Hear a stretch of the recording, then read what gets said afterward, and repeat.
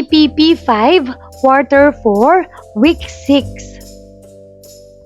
Hakbang sa pagkukumpuni ng kagamitang yari sa metal ng may pag-iingat.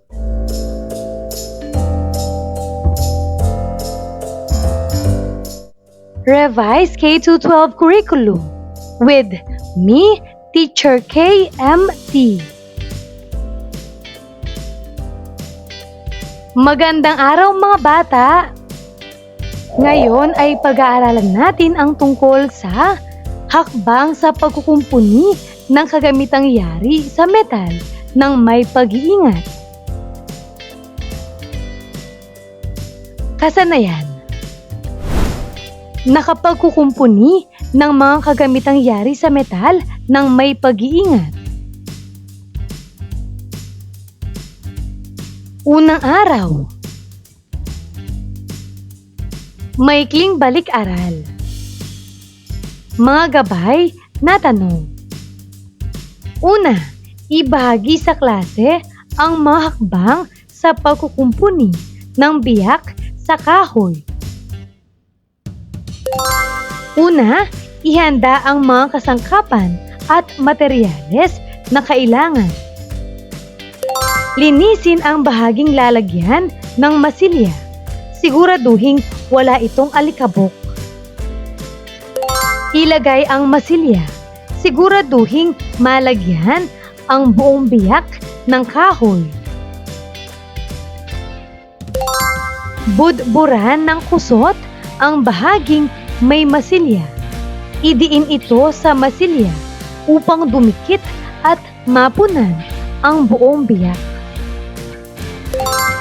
Patuyuin ang masilya at kusot. Pakinisin ang bahaging may masilya at kusot. Maaaring gumamit ng 100 grit na papel de liha. Pangalawang tanong, ano-ano ang mga kasangkapan at materyales na ginagamit sa pagkukumpuni ng biyak sa kahoy?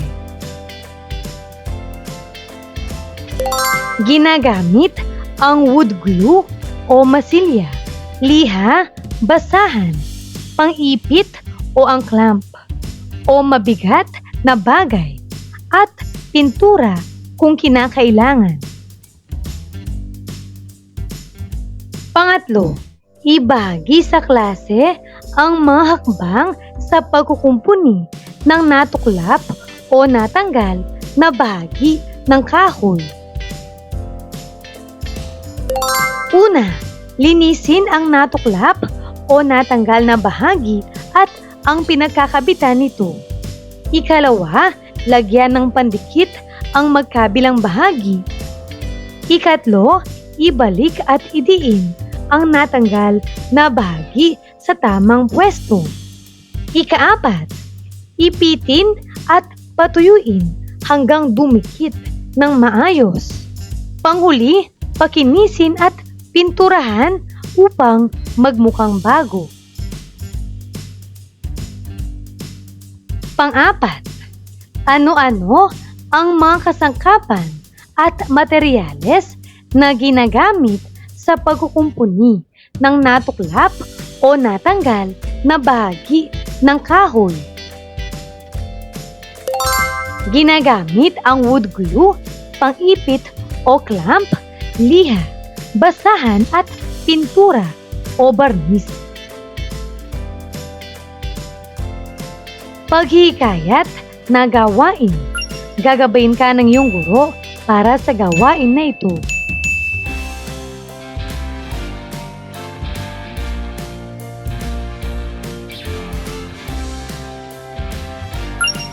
Mga katanungan sa laro. Round 1. Magbigay ng mga kagamitang yari sa metal na makikita sa loob ng bahay. Halimbawa, kaldero,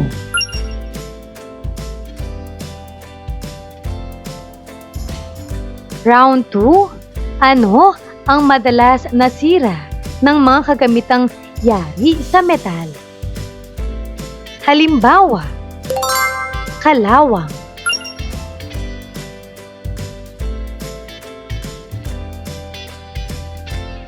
Round 3. Magbigay ng mga materyales na madalas ginagamit sa pagkukumpuni ng mga kagamitang yari sa bakal.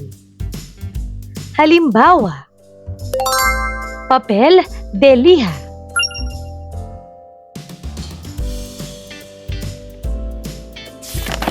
Narito pa ang mga maaaring maging sagot.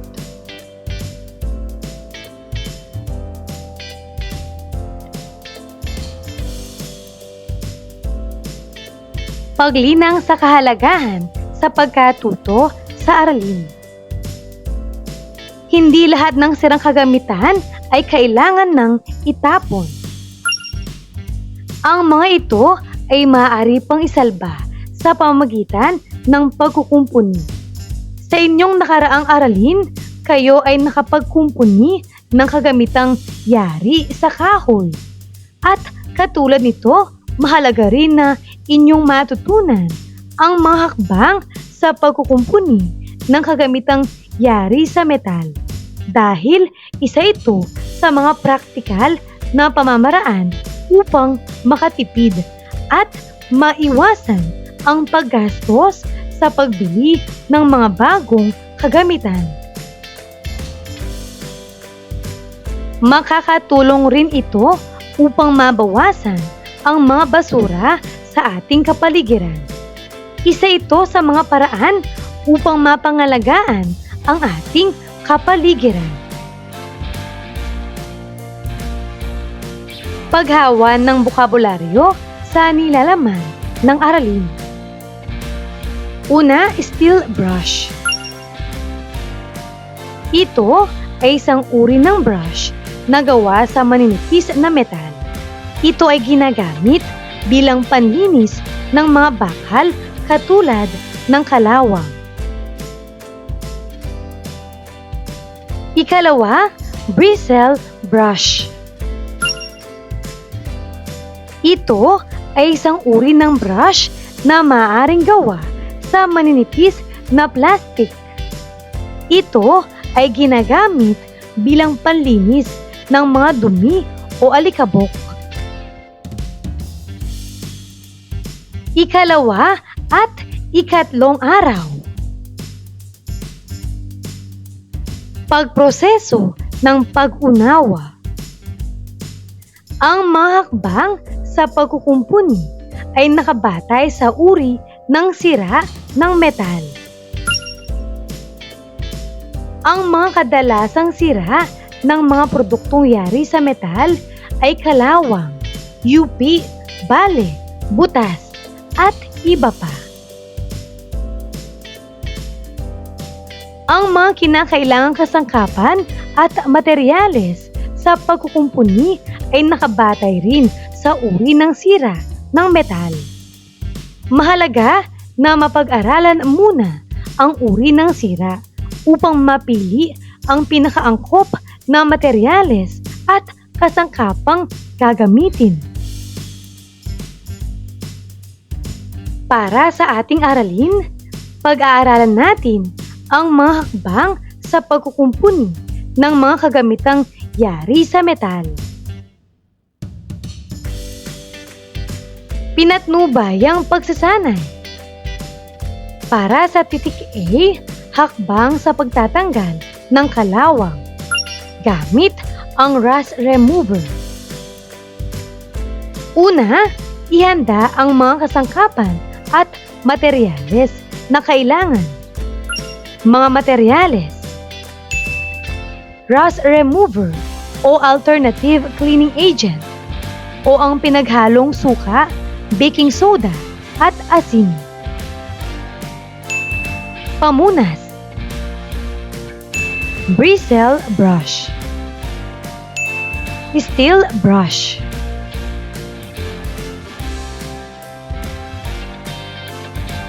linisin ang bahaging may kalawang gamit ang steel brush o papel de liha.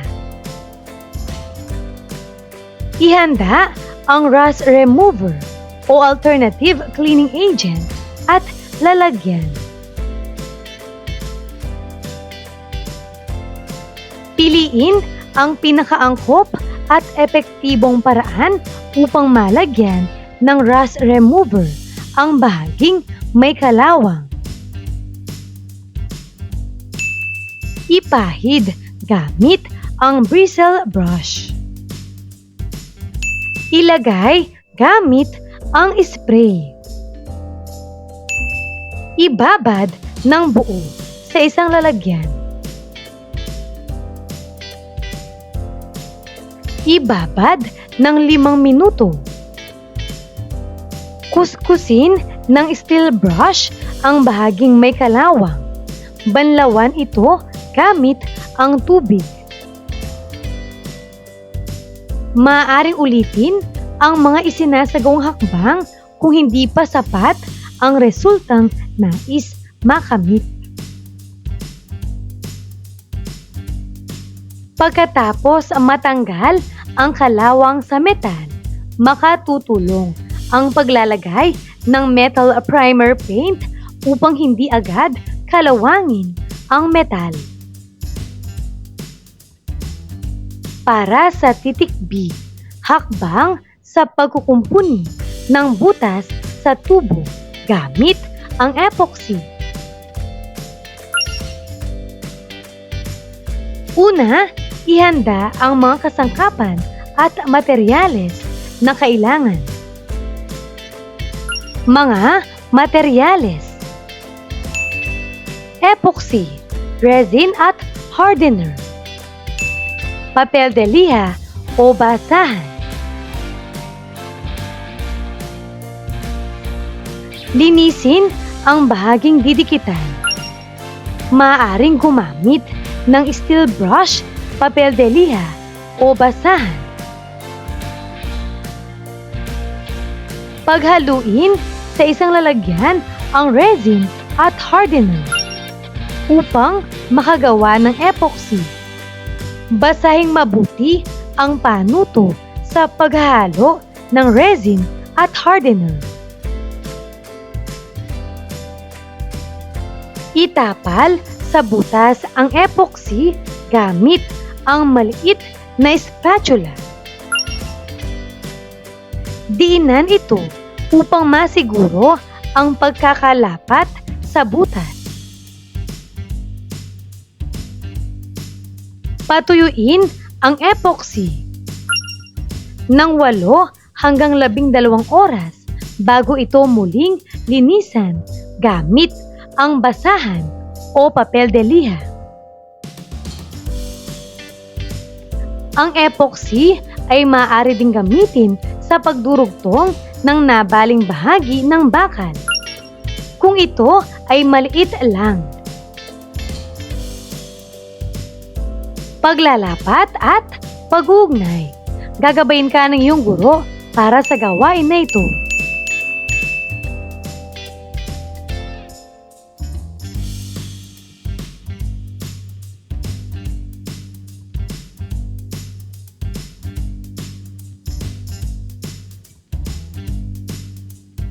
Ika-4 na araw. Pabaong pagkatuto. Tanong, tugon. Para sa unang katanungan, ano-ano ang mga hakbang sa pagtanggal ng kalawang sa bakal? Narito ang mga sagot. Basahin mo ang mga ito.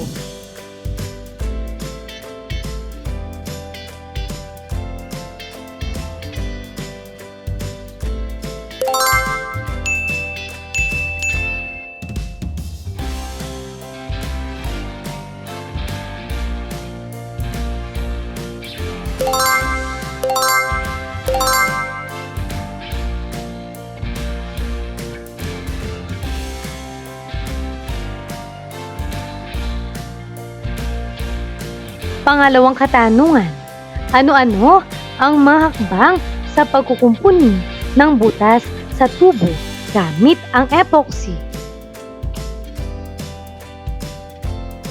Narito ang mga sagot. Basahin mo.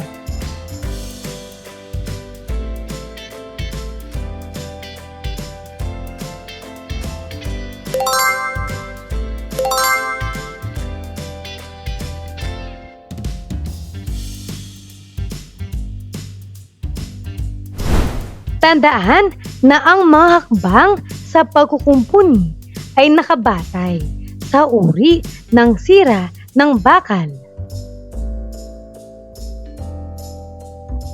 Pagninilay sa pagkatuto. Basahin at sagutin.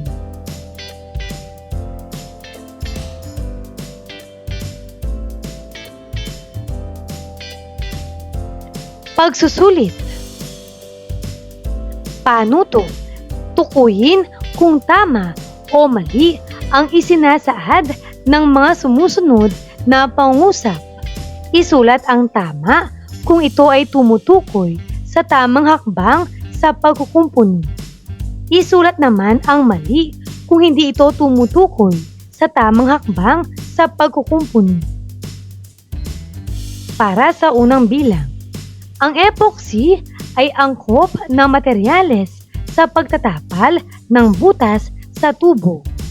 Tama o mali? Tama. Agad nakaskasin ng papel de liha ang epoxy kapag ito ay inilapat na. Tama o mali? Mali. Maaring gumamit ng pinaghalong suka, baking soda at asin bilang alternatibong pantanggal ng kalawang. Tama o mali?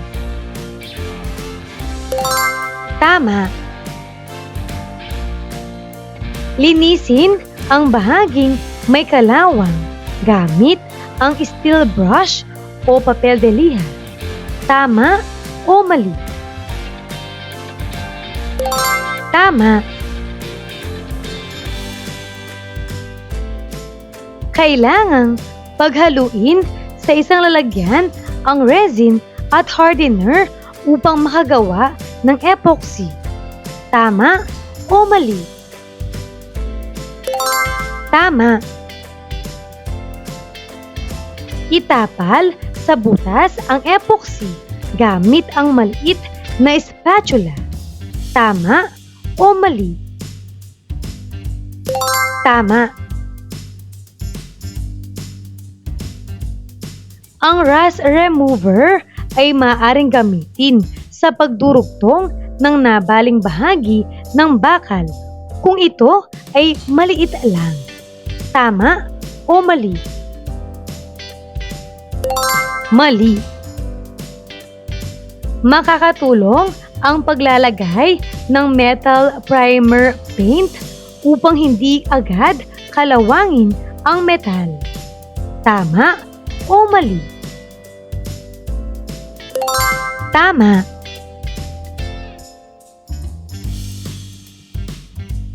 Maaring gumamit ng basahan bilang panlinis sa bahaging lalagyan ng epoxy. Tama o mali? Tama. Panghuli, mahalaga na basahin ng mabuti ang panuto sa paghahalo ng resin at hardener. Tama o mali? Tama. Mahusay mga bata! Ano ang mga natutuhan mo sa araw na ito?